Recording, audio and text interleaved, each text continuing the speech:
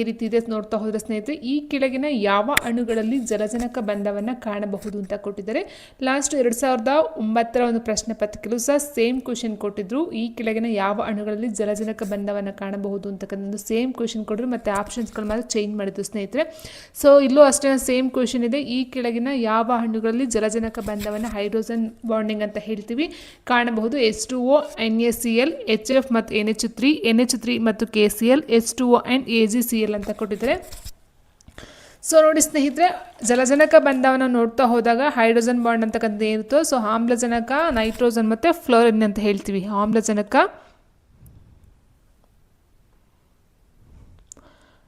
Oxygen ಅಂತಕ್ಕಂಥದ್ದಾಗಿರ್ಬೋದು, and fluorine ಆಗಿರುತ್ತೆ, and ಅದಾದ ನಂತರ ನೈಟ್ರೋಜನ್ ಬರುತ್ತೆ. ಸೊ ಈ ಮೂರು ಈ ಒಂದು ಹೈಡ್ರೋಜನ್ ಅಂದರೆ ಹೈಡ್ರೋಜನ್, ಸೊ ಅದನ್ನ ಮಾಡ್ತಕ್ಕಂಥದ್ದಾಗುತ್ತೆ. ಅಂದರೆ ಇಲ್ಲಿ ಆಮ್ಲಜನಕ, ನೈಟ್ರೋಜನ್ ಅಥವಾ ಫ್ಲೋರಿನ್ ಅಂತಹ ಹೆಚ್ಚಿನ ಎಲೆಕ್ಟ್ರೋನೆಗೆಟಿವ್ ಹೊಂದಿರತಕ್ಕಂಥ, ಇದೆಲ್ಲ ಎಲೆಕ್ಟ್ರೋನೆಗೆಟಿವನ್ನು ಹೊಂದಿರತಕ್ಕಂಥ ಒಂದು ಏನು ಪರಮಾಣುವಿನೊಂದಿಗೆ ಬಂಧಿತವಾಗಿರ್ತಕ್ಕಂಥ ಹೈಡ್ರೋಜನ್ ಧನಾತ್ಮಕ ಆವೇಶಗಳನ್ನ ಇನ್ನೊಂದು ಅಣುವಿನ ಎಲೆಕ್ಟ್ರಾನ್ ಕೊರೆತದಿಂದ ಪರಮಾಣುವಿನ ನಡುವೆ ರೂಪುಗೊಳ್ತಕ್ಕಂಥ ಒಂದು ರೀತಿಯ ದುರ್ಬಲ ರಾಸಾಯನಿಕ ಆಕರ್ಷಣೆ ನಾವು ಹೈಡ್ರೋಜನ್ ಬಂಧ ಅಂತ ಹೇಳ್ತೀವಿ. ಓಕೆ, ಸೊ ಎಲೆಕ್ಟ್ರೋನೆಗೆಟಿವಿಟಿಯನ್ನು ಹೊಂದಿರತಕ್ಕಂಥ ಪರಮಾಣುವಿನೊಂದಿಗೆ ನೈಟ್ರೋಜನ್, ಆಮ್ಲಜನಕ ಮತ್ತು ಫ್ಲೋರಿನ್ನಂತಹ ಕೆಲವೊಂದು ಹೈಡ್ರೋಜನ್ ಏನು ಪರಮಾಣುಗಳು ಮಿಂಗಲ್ ಆಗ್ತಕ್ಕಂಥದ್ದು. ಸೊ ಓಕೆ, ಸೊ ಅಂಥದ್ದನ್ನ ನಾವು ಹೈಡ್ರೋಜನ್ ಜಲಜನಕ ಬಂಧ ಅಂತ ಹೇಳ್ತೀವಿ. ಸೊ ಇಲ್ಲ ಯಾವುದು ಅಂತ ಹೇಳ್ಬೋದು, ಆಕ್ಸಿಜನ್ನ ಹೊಂದಿರತಕ್ಕಂಥ H2O ಬರುತ್ತೆ ಸ್ನೇಹಿತರೆ. ಅದಾದ ನಂತರ ಫ್ಲೋರಿನನ್ನು ಹೊಂದಿರತಕ್ಕಂಥ HF ಬರುತ್ತೆ. ಅದಾದ ನಂತರ ನೈಟ್ರೋಜನ್ ಹೊಂದಿರತಕ್ಕಂಥ NH3 ಬರುತ್ತೆ. ಸೊ ಮೂರು ಸಹ ಜಲಜನಕ ಬಂಧವನ್ನು ಆಗಿರ್ತಕ್ಕಂಥದ್ದು. ಹಾಗಾಗಿ ಇಲ್ಲಿ ಆನ್ಸರ್ ಯಾವ್ದು ಬರುತ್ತೆ ಅಂದರೆ ಆಪ್ಷನ್ 2 ಬರುತ್ತೆ ಸ್ನೇಹಿತರೆ. ಯಾಕಂದರೆ ಇದರಲ್ಲಿ NaCl ಬರಲ್ಲ, ಸೊ KCl ಬರಲ್ಲ, ಆ್ಯಂಡ್ AgCl ಬರಲ್ಲ. ಸೊ ಹಾಗಾಗಿ ಆನ್ಸರ್ ಆಪ್ಷನ್ ಅಂತಕ್ಕಂಥದ್ದು ಆನ್ಸರ್ ಆಗುತ್ತೆ ಸ್ನೇಹಿತರೆ. ಓಕೆ, ಆ್ಯಂಡ್ ನೆಕ್ಸ್ಟ್ ನಾವು ನೋಡ್ತಾ ಹೋದರೆ ಗನ್ ಪೌಡರ್ನ ಮಿಶ್ರಣ ಇವುಗಳನ್ನು ಒಳಗೊಂಡಿರ್ತದೆ ಅಂತ ಕೊಟ್ಟಿದ್ದಾರೆ. ಬಂದೂಕಿನ ಪುಡಿ ಅಂತ ಏನು ಹೇಳ್ತೀವೋ ಸೊ ಅದಾಗಿರುತ್ತೆ. ಕಾರ್ಬನ್ ಬರುತ್ತೆ ಸ್ನೇಹಿತರೆ, ಕಾರ್ಬನ್, ಸಲ್ಫರ್ ಬರುತ್ತೆ, ಆ್ಯಂಡ್ KNO3 ಅಂತ ಹೇಳಿದ್ರೆ ಪೊಟ್ಯಾಷಿಯಂ ನೈಟ್ರೇಟ್ ಅಂತ ಹೇಳ್ತೀವಿ. Potassium nitrate. ಸೊ ಈ ಮೂರನ್ನು ಒಳಗೊಂಡಿರ್ತಕ್ಕಂಥ ಒಂದು ಮಿಶ್ರಣವನ್ನು ಗನ್ ಪೌಡರ್ ಅಂತ ಹೇಳ್ತೀವಿ. ಆಪ್ಷನ್ 1. ಕಾರ್ಬನ್ಗೆ ನಾವು ಚಾರ್ಕೋಲನ್ನು ಯೂಸ್ ಮಾಡಬಹುದು ಸ್ನೇಹಿತರೆ. Carbon, sulphur and potassium nitrate ಅಂತಕ್ಕಂಥದ್ದು. ಆ್ಯಂಡ್ ನೆಕ್ಸ್ಟ್ ಸೈಕ್ಲೋಹೆಕ್ಸೇನ್ನ ಅಣುಸೂತ್ರ ಯಾವುದು ಅಂತ ಕೇಳಿದ್ರೆ, ನೋಡಿ ಇಲ್ಲಿ ಹೆಕ್ಸೇನ್ ಅಂತಕ್ಕಂಥದ್ದು ಹಿಂದಿಯೋ ಇದು ಆಲ್ಕೇನ್ ರೂಪದಲ್ಲಿ ಬರುತ್ತೆ ಸ್ನೇಹಿತರೆ. ಬಟ್ ಆಲ್ಕೇನ ನೋಡ್ತಾ ಹೋದ್ರಾಗ ಇಲ್ಲಿ ಏನು ಬರುತ್ತೆ ಫಾರ್ಮುಲಾ ಅಂತ ಹೇಳಿದ್ರೆ CnS2n+2 ಬರುತ್ತೆ. ಓಕೆ, ಬಟ್ ಸೈಕ್ಲೋಹೆಕ್ಸೇನ್ ಫಾರ್ಮುಲಾ ಅದು ಆಗಿರೋದಿಲ್ಲ. ಸೈಕ್ಲೋಹೆಕ್ಸೇನ್ಗೆ ಏನಾಗುತ್ತೆ C6 ಬರುತ್ತೆ ಸ್ನೇಹಿತರೆ. ಬಟ್ C6H2 × 6 ಅಂತ ಹೇಳಿದ್ರೆ 6 12 14 ಆಯಿತು. ಬಟ್ C6H6 ಸೈಕ್ಲೋಹೆಕ್ಸೇನ್ಗೆ ಬರೋದಿಲ್ಲ. ಸೊ ಯಾವುದು ಆನ್ಸರ್ ಅಂತ ಹೇಳಿದ್ರೆ ಸ್ನೇಹಿತರೆ, ಇಲ್ಲಿ ಬರ್ತಕ್ಕಂಥದ್ದು C6H12 ಅಂತಕ್ಕಂಥದ್ದು ಇದನ್ನು ನಾವು ಸೈಕ್ಲೋಹೆಕ್ಸೇನ್ ಅಂತ ಹೇಳ್ತೀವಿ. ಒಟ್ಟು 6 ಕಾರ್ಬನ್ಗಳನ್ನು ಹೊಂದಿರತಕ್ಕಂಥ ಒಂದು ಪರಮಾಣು ಆಗಿರುತ್ತೆ. 2 4 5 6 ಪರಮಾಣುಗಳನ್ನು ಹೊಂದಿರತಕ್ಕಂಥದ್ದು. ಅದರ ಜೊತೆಗೆ 2 ಹೈಡ್ರೋಜನ್ನ ಹೊಂದಿರತಕ್ಕಂಥದ್ದು ಆಗಿರುತ್ತೆ. ಓಕೆ, ಸೊ ಈ ರೀತಿ ನೋಡ್ತಾ ಹೋದಾಗ ಒಟ್ಟು 1ಕ್ಕೆ 2 ಅಂತ ಹೇಳಿದಾಗ ಒಟ್ಟು 12 ಈ ಒಂದು ಹೈಡ್ರೋಜನ್ನ ಹೊಂದಿರತಕ್ಕಂಥದ್ದು C6H12 ಆಗಿರುತ್ತೆ. ಇನ್ನು C3H6 ಅಂತಕ್ಕಂಥದ್ದು ಪ್ರೋಪೀನ್ ಬರುತ್ತೆ. ಪ್ರೋಪೀನ್ನ ಒಂದು ಅಣುಸೂತ್ರ CnS2n ಅಂತಕ್ಕಂಥದ್ದು ಆಗಿರುತ್ತೆ. ಅದೇ ರೀತಿ C6H6 ಅಂತಕ್ಕಂಥದ್ದು ಯಾವುದು ಬರುತ್ತೆ, ಬೆಂಜಿನ್ ಬರುತ್ತೆ ಸ್ನೇಹಿತರೆ. ಬೆಂಜಿನ್ ಬರುತ್ತೆ C6H6 ಅಂತಕ್ಕಂಥದ್ದು. ಫಾರ್ ಎಕ್ಸಾಂಪಲ್ ಇದರ ಒಂದು ರಚನೆ ಅಂತ ಹೇಳಿದರೆ ಈ ರೀತಿ ಬರುತ್ತೆ. ಒಂದು ಡಬಲ್ ಬಂಡು, ಒಂದು ಸಿಂಗಲ್ ಬಂಡು. ಸೊ ಈ ರೀತಿ ಬರ್ತಕ್ಕಂಥದ್ದು ಎಲ್ಲದಕ್ಕೂ ಒಂದೊಂದು ಹೈಡ್ರೋಜನ್ ಇರುತ್ತೆ. C6H6 ಬಂದು ಬೆಂಜಿನ್ ಆಯಿತು. ಇನ್ನು C6H14 ಬಂದು ಹೆಕ್ಸೇನ್ ಆಗಿರುತ್ತೆ. ಹೆಕ್ಸೇನ್ ನೋಡಿದಲ್ವಾ, ಇಲ್ಲಿ ನೋಡಿ ಹೆಕ್ಸೇನ್ ಅಂತಂದು ಓನ್ಲಿ ಹೆಕ್ಸೇನ್ಗೆ C6H14 ಬರುತ್ತೆ. ಸೈಕ್ಲೋಹೆಕ್ಸೇನ್ಗೆ C6H12 ಅಂತಕ್ಕಂಥದ್ದು ಆಗಿರುತ್ತೆ. ನೆಕ್ಸ್ಟ್ LPG ಇಂಧನದ ಪ್ರಮುಖ ಘಟಕ ಯಾವುದು ಅಂತ ಕೇಳಿದರೆ C3H18, C6H14, C4S10, C8H16 ಅಂತ ಕೊಟ್ಟಿದ್ದಾರೆ ಸ್ನೇಹಿತರೆ. ಸೊ ಇಲ್ಲಿ ನೋಡಿ ಮೀಥೇನ್ ಅಂತ ಹೇಳಿದಾಗ LPG ಅಂತ ಹೇಳಿದಾಗ ಏನಾಗುತ್ತೆ, ಇದು ಲಿಕ್ವಿಫೈಡ್ ಪೆಟ್ರೋಲಿಯಂ ಗ್ಯಾಸ್ ಅಂತ ಹೇಳ್ತೀವಿ. ಇದರ ಜೊತೆಗೆ CNG ಒಂದು ಬರುತ್ತೆ ಸ್ನೇಹಿತರೆ. CNG ಇದನ್ನು ನಾವು ಮೀಥೇನಿಂದಲೇ ಮಾಡ್ತಕ್ಕಂಥದ್ದಾಗಿರುತ್ತೆ. ಬಟ್ ಲಿಕ್ವಿಡ್ ಪೆಟ್ರೋಲಿಯಂ ಗ್ಯಾಸ್ ಅಂತ ಹೇಳಿದ್ದು LPG ಗ್ಯಾಸ್ ಅಂತಕ್ಕಂಥದ್ದು ಬ್ಯೂಟೇನ್ ಪ್ಲಸ್ ಪ್ರೋಪೇನಿಂದ ಆಗ್ತಕ್ಕಂಥದ್ದು. Butane plus propane. Okay, so ಇಲ್ಲಿ ಪ್ರೊಪೇನ್ ಬ್ಯೂಟೇನ್ ಆಗುತ್ತೆ ಅಂತ ಹೇಳಿದ್ರೆ ಪ್ರೊಪೇನ್ನ ಒಂದು ಅಣುಸೂತ್ರ ಬಂದು C3H8 ಬಂದು ಪ್ರೊಪೇನ್ ಆಗಿರುತ್ತೆ. ಆ್ಯಂಡ್ ಬ್ಯೂಟೇನ್ ಬಂದು C4H10 ಆಗಿರುತ್ತೆ. ಸೊ ಇಲ್ಲಿ ಕೊಟ್ಟಿರ್ತಕ್ಕಂಥ C3 ಕೊಟ್ಟಿದ್ದಾರೆ, C3H8 ಇಲ್ಲ, ಇಲ್ಲಿ H18 ಇದೆ, ಸೊ ಬರೋದಿಲ್ಲ. C4H10 ಅಂತಕ್ಕಂಥ ಆಪ್ಷನ್ 3 ಬ್ಯೂಟೇನ್ ಅಂತಕ್ಕಂಥದ್ದು ಆಗಿರುತ್ತೆ ಸ್ನೇಹಿತರೆ. ನೀರಿನ ತಾತ್ಕಾಲಿಕ ಗಡಸುತನಕ್ಕೆ ಕಾರಣವಾಗುವ ವಸ್ತು ಯಾವುದು ಅಂತ ಕೇಳಿದರೆ CaCO3, CaCl2 and CaSO4, Ca6HCO3 twice ಅಂತ ಹೇಳಿದರೆ ನೋಡಿ ಆನ್ಸರ್ ಬಂದು ಆಪ್ಷನ್ 4 ಆಗಿರುತ್ತೆ. ಸೊ ಇದಕ್ಕೆ ಎಕ್ಸ್ಪ್ಲನೇಷನ್ ಬೇಕಂತ ಅಂದರೆ ಸ್ನೇಹಿತರೆ ನೋಡಿ, ನೀರಿನಲ್ಲಿ ನಾವು ಎರಡು ರೀತಿಲಿ ನೋಡ್ತಾ ಹೋಗ್ತೀವಿ. ಒಂದು ಮೆದು ನೀರು, ಒಂದು ಗಡುಸು ನೀರು ಅಂತಕ್ಕಂಥದ್ದು. ಸೊ ಮೆದು ನೀರು ಓಕೆ, ಗಡುಸು ನೀರಲ್ಲೂ ಎರಡು ರೀತಿ ನೋಡ್ತಾ ಹೋಗ್ತೀವಿ. ಅದೊಂದು ತಾತ್ಕಾಲಿಕ ಗಡುಸು ನೀರು ಮತ್ತು ಶಾಶ್ವತ ಗಡುಸು ನೀರು ಅಂತಕ್ಕಂಥದ್ದು. ತಾತ್ಕಾಲಿಕ ಗಡುಸು ನೀರು ಕ್ಯಾಲ್ಸಿಯಂ ಬೈಕಾರ್ಬೊನೇಟ್, ಮೆಗ್ನೀಷಿಯಂ ಬೈಕಾರ್ಬೊನೇಟ್ಗಳಿಂದ ನೀರಿನ ತಾತ್ಕಾಲಿಕ ಗಡುಸುತನವನ್ನು ಉಂಟಾಗ್ತಕ್ಕಂಥದ್ದು ಆಗಿರುತ್ತೆ. ಸೊ ಇಲ್ಲಿ ಕೊಟ್ಟಿದ್ದಾರಲ್ವಾ, ತಾತ್ಕಾಲಿಕ ಕೊಟ್ಟಿದ್ದಾರೆ. ತಾತ್ಕಾಲಿಕ ಗಡುಸುತನವನ್ನು ಕೇಳಿದರೆ ಸೊ ತಾತ್ಕಾಲಿಕ ಗಡುಸುತನಕ್ಕೆ ಕ್ಯಾಲ್ಸಿಯಂ ಬೈಕಾರ್ಬೊನೇಟ್ ಮತ್ತು ಮೆಗ್ನೀಷಿಯಂ ಬೈಕಾರ್ಬೊನೇಟ್ಗಳಿಂದ ನೀರಿನ ತಾತ್ಕಾಲಿಕ ಗಡುಸುತನವನ್ನು ಉಂಟು ಮಾಡ್ತಕ್ಕಂಥದ್ದಾಗುತ್ತೆ. ಇನ್ನು ಶಾಶ್ವತ ಗಡುಸುತನ ಅಂತ ಹೇಳಿದಾಗ ಕ್ಯಾಲ್ಸಿಯಂ ಕ್ಲೋರೈಡ್ ಮತ್ತು ಮೆಗ್ನೀಷಿಯಂ ಕ್ಲೋರೈಡ್ಗಳು ಬರ್ತಕ್ಕಂಥದ್ದಾಗಿರುತ್ತೆ ಸ್ನೇಹಿತರೆ. Magnesium chloride. ಸೊ ಇಲ್ಲೇನಾಯಿತು, ತಾತ್ಕಾಲಿಕಕ್ಕೆ ಬೈಕಾರ್ಬೊನೇಟ್ ಬರುತ್ತೆ, ಶಾಶ್ವತಕ್ಕೆ ಕ್ಲೋರೈಡ್ ಬರುತ್ತೆ. ಸೊ ಸೇಮ್ ಕ್ಯಾಲ್ಸಿಯಮು ಮೆಗ್ನೀಷಿಯಮೇ ಬರ್ತಕ್ಕಂಥದ್ದು. ತಾತ್ಕಾಲಿಕ ಗಡುಸುತನಕ್ಕೆ ಬೈಕಾರ್ಬೊನೇಟ್ ಬರುತ್ತೆ ಆ್ಯಂಡ್ ಶಾಶ್ವತ ಗಡುಸುತನ ಕ್ಲೋರೈಡ್ ಮತ್ತು ಮೆಗ್ನೀಷಿಯಂ ಕ್ಲೋರೈಡಿಂದ ಈ ಒಂದು ಶಾಶ್ವತ ಗಡುಸುತನ ಉಂಟಾಗಿಸ್ತಕ್ಕಂಥದ್ದು ಆಗಿರುತ್ತೆ. ಸೊ ಹಾಗಾಗಿ ಇಲ್ಲಿ ಆನ್ಸರು ಆಪ್ಷನ್ 4 Ca6HCO3 ಟ್ವೈಸ್ ಅಂದರೆ ಕ್ಯಾಲ್ಸಿಯಂ ಬೈಕಾರ್ಬೊನೇಟ್ ಅಂತಕ್ಕಂಥದ್ದು ಆಗಿರುತ್ತೆ. ನೆಕ್ಸ್ಟು ಸೈಕಸ್ ಸೇರಿರುವ ಗುಂಪು ಯಾವುದು? ಜರಿಸಸ್ಯಗಳು, ಅನಾವೃತ ಬೀಜ ಸಸ್ಯಗಳು, ಮೂರನೇದು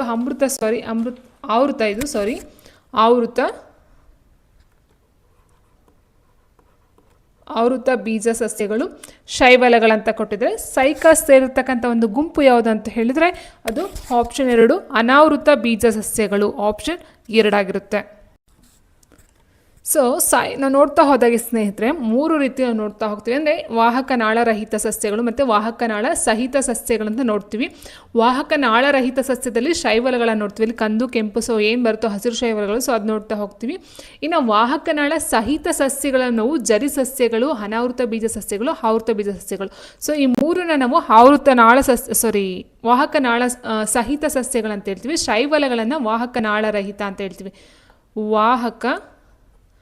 ನಾಳರಹಿತ ಸಸ್ಯಗಳಲ್ಲಿ ನೋಡ್ತಾ ಹೋಗ್ತೀವಿ. ಓಕೆ, ಈ 3ನ್ನ ವಾಹಕನಾಳ ಸಹಿತ ಬರುತ್ತೆ. ಜರಿ ಸಸ್ಯಗಳು, ಅನಾವೃತ ಬೀಜ ಸಸ್ಯಗಳು ಮತ್ತು ಆವೃತ ಬೀಜ ಸಸ್ಯಗಳು.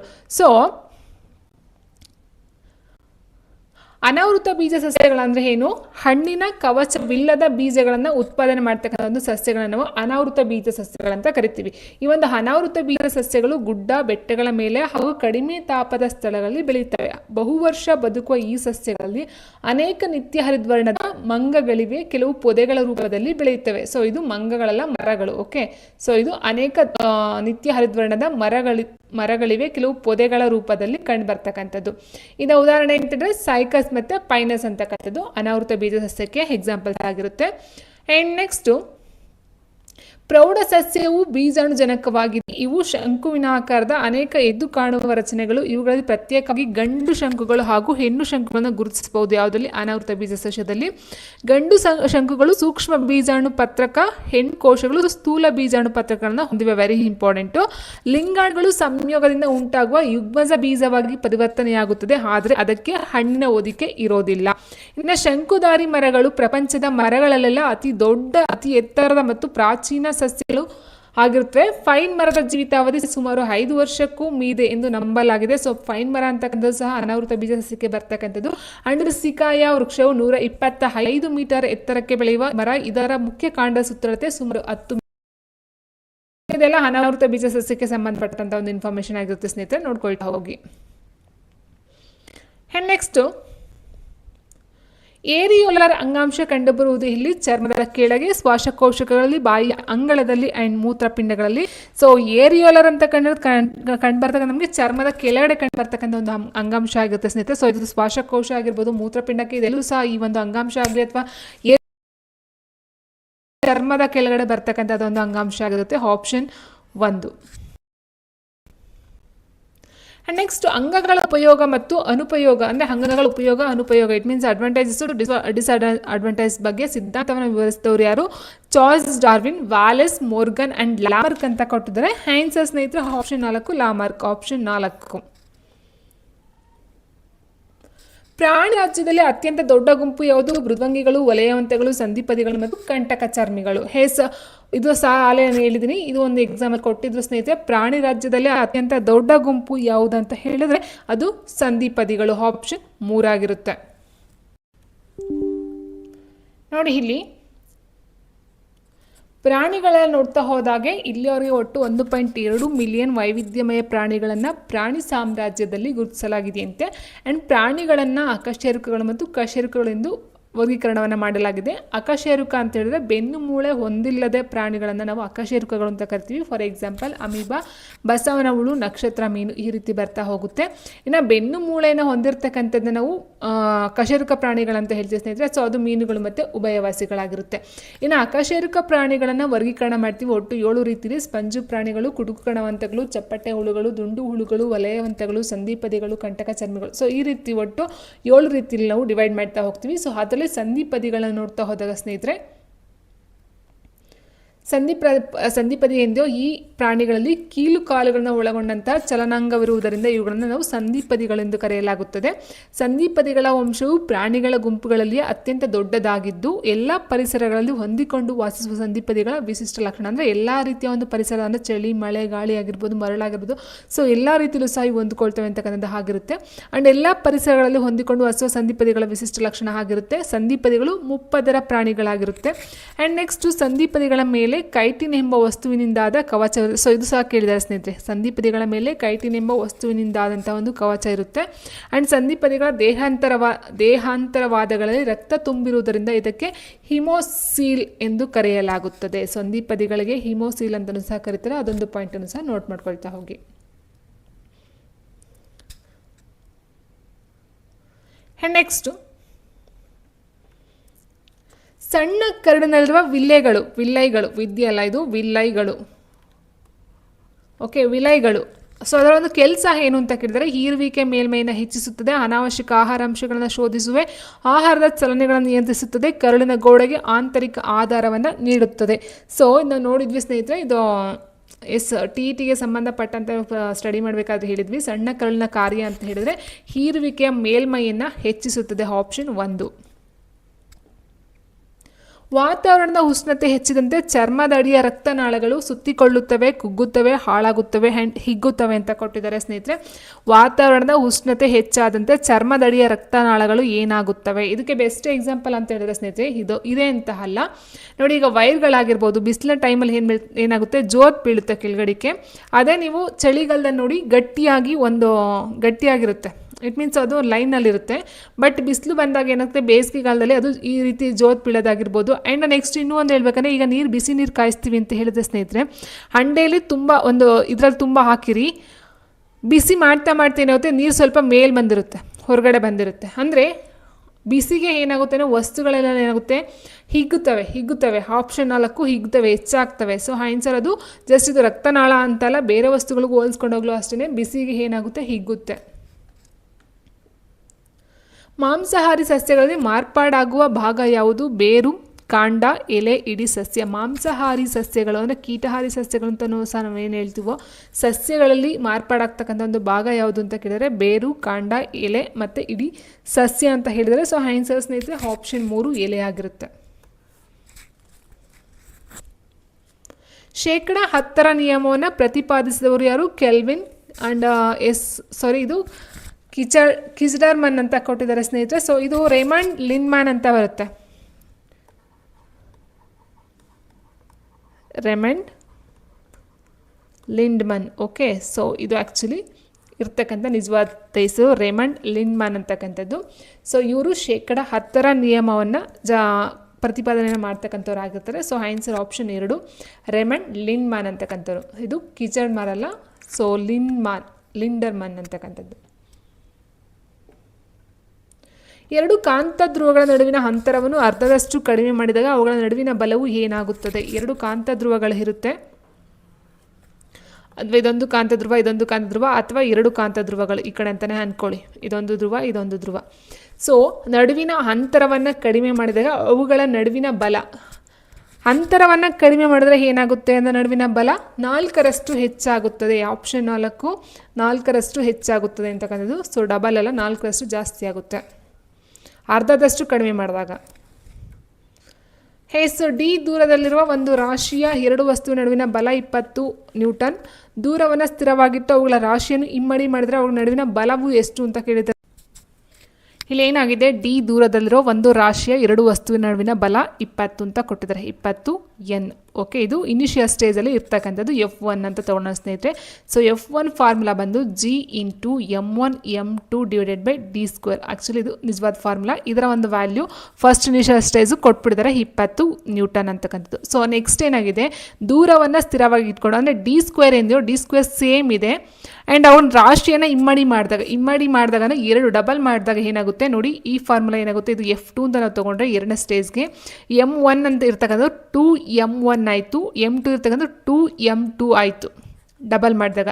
ಸೊ ಇಲ್ಲಿ ಏನಾಗುತ್ತೆ, 2 4 G ಆಯಿತು ಸ್ನೇಹಿತರೆ. 4G into M1 into M2 divided by D² ಆಯಿತು. ನೋಡಿ ಇಲ್ಲಿ M1 M2 ಬೈ D² ಇದರ ಒಂದು ವ್ಯಾಲ್ಯೂ ಎಷ್ಟಿದೆ, 20 ಏನಿದೆ, ಹೌದಾ. ಸೊ ಈಗ 4 into G into M1 into M2 by D² ಅಂತ ಹೇಳಿದ್ರೆ ನಮಗೆ 20 ಇದೆ. ಸೊ ಟೋಟಲಾಗಿ ಎಷ್ಟಾಯಿತು, 4 80 ಆಯಿತು. ಸೊ ಆನ್ಸರ್ ಆಪ್ಷನ್ 1 80 ನ್ಯೂಟನ್ ಅಂತಕ್ಕಂಥದ್ದು. ಸೊ ಅರ್ಥ ಆಯ್ತು ಅಂತ ಅಂದ್ಕೊಳ್ತೀನಿ ಸ್ನೇಹಿತರೆ. ಫಸ್ಟ್ ಇನಿಷಿಯಲ್ ಸ್ಟೇಜ್ ಅಂದರೆ F1 ಅವ್ರು ಕೊಟ್ಟಿದ್ದಾರೆ 20 ನ್ಯೂಟನ್ ಅಂತಕ್ಕಂಥದ್ದು. ಸೊ ನಾವು ಎರಡನೇದ ಕಂಡುಹಿಡಿಬೇಕು. ಕಂಡುಹಿಡಿಬೇಕಂದ್ರೆ ಏನಾಗುತ್ತೆ, M1 M2ನ ಡಬಲ್ ಮಾಡ್ಕೊಳ್ಳಿ ಅಂತ ಹೇಳಿದ್ರೆ, ಅಂದರೆ ದ್ವಿಗುಣ ಇಮ್ಮಡಿ ಅಂತ ಹೇಳಿದ್ರೆ ನೋಡಿ, ದ್ವಿಗುಣ ಮಾಡ್ಕೊಂಡಾಗ ನಮಗೆ ಬರ್ತಕ್ಕಂಥ ಆನ್ಸರ್ ಎಷ್ಟು ಅಂತಕ್ಕಂಥದ್ದು. Okay, answer option 1 80 newton. And next 5 ohm ರೋಧವುಳ್ಳ 5 ರೋಧಗಳನ್ನು ಸಮಾಂತರವಾಗಿ ಜೋಡಿಸಿದಾಗ ಅವುಗಳ ಒಟ್ಟು ರೋಧ ಎಷ್ಟು ಅಂತ ಕೇಳಿದರೆ, ಸೊ ಇಲ್ಲಿ ನೋಡಿ ಸಮಾಂತರ ಅಂತ ಹೇಳಿದಾಗ ಏನಾಗುತ್ತೆ ಸ್ನೇಹಿತರೆ, ಈಗ ಜೋಡಣೆ, ಸರಣಿ ಜೋಡಣೆ ಮತ್ತು ಸಮಾಂತರ ಜೋಡಣೆ ಅಂತ ಹೇಳ್ತೀವಿ. ಸಮಾಂತರ ಅಂತ ಹೇಳಿದಾಗ ಇಲ್ಲಿ ಒಂದು ಬಂದರೆ ರೋಧ, ಓಕೆ, ಸೊ ಇಲ್ಲೊಂದು ಬರುತ್ತೆ ಆ್ಯಂಡ್ ಇಲ್ಲೊಂದು, ಸೊ ಇಲ್ಲೊಂದು, ಒಟ್ಟು ಈ ರೀತಿ 5 ಬರ್ತಕ್ಕಂಥದ್ದು. ಈ ರೀತಿ ಒಟ್ಟು 5 ರೋಧಗಳನ್ನು ಜೋಡಿಸ್ತಕ್ಕಂಥದ್ದಾಗಿರುತ್ತೆ. ಇಲ್ಲಿ ಸೇಮ್ ರೋಧ ಇದ್ದಾಗ ಸ್ನೇಹಿತರೆ ಏನಾಗುತ್ತೆ ಅಂದರೆ 1/RP = N/R ಅಂತಕ್ಕಂಥದ್ದು ಆಗಿರುತ್ತೆ. ಅಂದರೆ ಡಿಫ್ರೆಂಟ್ ಕೊಟ್ಟರೆ ಏನಾಗುತ್ತೆ ಅಂತ ಹೇಳಿದ್ರೆ 1/RP = 1/R1 + 1/R2 + 1/R3 ಈ ರೀತಿ ಹೋಗುತ್ತೆ. ಬಟ್ ಎಲ್ಲದಕ್ಕೂ ಒಂದೇ ರೆಸಿಸ್ಟೆನ್ಸ್ ಇದ್ದಾಗ ಏನಾಗುತ್ತೆ ಅಂದರೆ N/R ಅಂತ ತೊಗೊಳ್ತೀವಿ ಸ್ನೇಹಿತರೆ. ಒಟ್ಟು ಇರ್ತಕ್ಕಂಥದ್ದು ಎಷ್ಟು ಅಂತ ಹೇಳಿದರೆ, N ಅಂದರೆ ಒಟ್ಟು 5 ರೋಧಗಳಿದ್ದಾವೆ ಆ್ಯಂಡ್ 5 ರೋಧಗಳನ್ನು 5 ಸಮಾಂತರವಾಗಿ ಜೋಡಿಸ್ತಕ್ಕಂಥದ್ದು. ಸೊ 5/5 ನಮಗೆ ಡಿವೈಡ್ ಮಾಡ್ತಾ ಹೋದಾಗ 5 ಸೊ 1 ಹೋಮ್ ಅಂತಕ್ಕಂಥದ್ದು ರೋಧ ಅಂತಕ್ಕಂಥದ್ದು ನಮಗೆ ಸಿಗ್ತಾ ಹೋಗುತ್ತೆ. ಆನ್ಸರ್ ಆಪ್ಷನ್ 3 ಆಗಿರುತ್ತೆ. ಸೊ ಡಿಫ್ರೆಂಟಾಗಿ ಕೊಟ್ಟರೆ ನಾವು ಡಿಫ್ರೆಂಟಾಗಿ ಅಂದರೆ ಈ ರೀತಿ ಹಾಕ್ಕೊಂಡು ಫಾರ್ಮುಲಾವನ್ನು ನಾವು ಮಾಡಬೇಕಾಗುತ್ತೆ. ಸೇಮ್ ಒಂದೇ ಕೊಟ್ಟಿದ್ದಾರೆ ಅಂತ ಹೇಳಿದಾಗ ಈ ಒಂದು ಫಾರ್ಮುಲಾವನ್ನು ನಾವು ಅಪ್ಲೈ ಮಾಡಬೇಕಾಗುತ್ತೆ. ಆ್ಯಂಡ್ ನೆಕ್ಸ್ಟ್ 12 ಮೀಟರ್ ಆಳದ ಕೊಳದ ತಳದಲ್ಲಿರುವ ಮೀನು 9 ಮೀಟರ್ ಆಳದಲ್ಲಿರುವಂತೆ ತೋರುತ್ತದೆ. ನೀರಿನ ವಕ್ರೀಕರಣಾಂಕ ಎಷ್ಟು ಅಂತ ಕೇಳಿದರೆ, ಸೊ ವಕ್ರೀಕರಣ ಅಂದರೆ ಈ ಒಂದು ಬೆಳಕಿನ ವಕ್ರೀಭವನ ಅಂತ ಹೇಳ್ತೀವಲ್ವ. ಸೊ ಕೆಳಗಡೆ ಮೀನಿದೆ 12 ಮೀಟರ್ ಆಳದಲ್ಲಿ ಇದೆ, ಆದರೆ ಅದು ನಮಗೆ ಕಾಣಿಸ್ತಿರ್ತಕ್ಕಂಥದ್ದು ಎಷ್ಟು ಅಂತ ಹೇಳಿದ್ರೆ 9 ಮೀಟರ್ದ ಆಳದಲ್ಲಿ ಇರುವಂತೆ ಕಾಣಿಸ್ತಿದೆ. ಸೊ ಹಾಗಾದರೆ ನೀರಿನ ವಕ್ರೀಕರಣಾಂಕ ಎಷ್ಟು ಅಂತ ಕೇಳಿದರೆ, ಸೊ ಇಲ್ಲಿ ಫಾರ್ಮುಲಾ ಏನು ಬರುತ್ತೆ ಅಂತ ಹೇಳಿ ಸ್ನೇಹಿತರೆ, ರಿಯಲ್ ಡೆಪ್ತ್ ಏನಿರುತ್ತೋ ಸೊ ನಿಜವಾದ ಆಳ ಬರುತ್ತೆ. ಸೊ ಡಿವೈಡೆಡ್ ಬೈ ಅಲ್ಲಿ ತೋರಿಸ್ತಕ್ಕಂಥ ಒಂದು ರಿಫ್ಲೆಕ್ಟಿವ್ ಡೆಪ್ತ್ ಬರುತ್ತಲ್ವ, ಸೊ ಅದಾಗಿರುತ್ತೆ. ಸೊ ಆನ್ಸರ್ ಬಂದು ಇಲ್ಲಿ 12 ಮೀಟರು ರಿಯಲ್ ಇರ್ತಕ್ಕಂಥದ್ದು ತೋರಿಸ್ತಕ್ಕಂಥದ್ದು ನಮಗೆ 9 ಮೀಟರ್ ತೋರಿಸ್ತಕ್ಕಂಥದ್ದು. ಸೊ ಹಾಗಾಗಿ ಇಲ್ಲಿ ನಾವು ಡಿವೈಡ್ ಮಾಡ್ತಾ ಹೋದರೆ 12/9 ಡಿವೈಡ್ ಮಾಡಿದಾಗ ನಮಗೆ ಬರ್ತಕ್ಕಂಥದ್ದು 4/3. ಸೊ ಆನ್ಸರ್ ಆಪ್ಷನ್ 4 ಆಗಿರುತ್ತೆ. ಹೈನ್ಸ್ಟೀನ್ ದ್ಯುತಿವಿದ್ಯುತ್ ಸಮೀಕರಣ ಯಾವುದಂತ ಕೇಳಿದರೆ ಸ್ನೇಹಿತರೆ ಆಪ್ಷನ್ 2 ಆಗಿರುತ್ತೆ.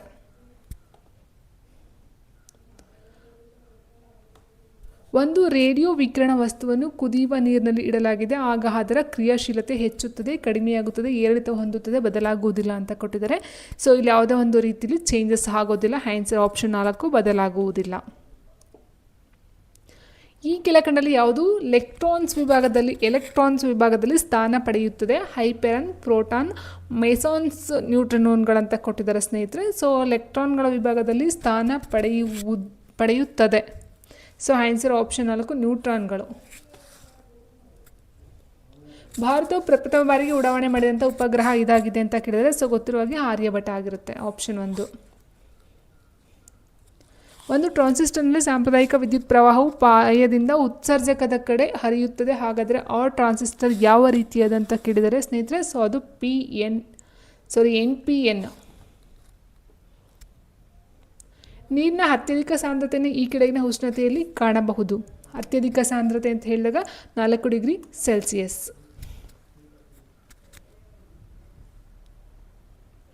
ಮ್ಯಾಗ್ನೆಟೈಟ್ನಲ್ಲಿರುವ ಕಬ್ಬಿಣದ ಅಯಾನಿಕ್ ಸ್ಟೇಟ್ ಯಾವುದು? Fa2+, Fe3+, Fe2+, Fe3+ ಕೊಟ್ಟಿದ್ದಾರೆ. ಯಾವುದು ಸರಿ ಉತ್ತರವಲ್ಲ ಅಂತ ಕೊಟ್ಟಿದ್ದಾರೆ. ಆನ್ಸರ್ ಆಪ್ಷನ್ 3 Fe2+ ಮತ್ತು Fe3+.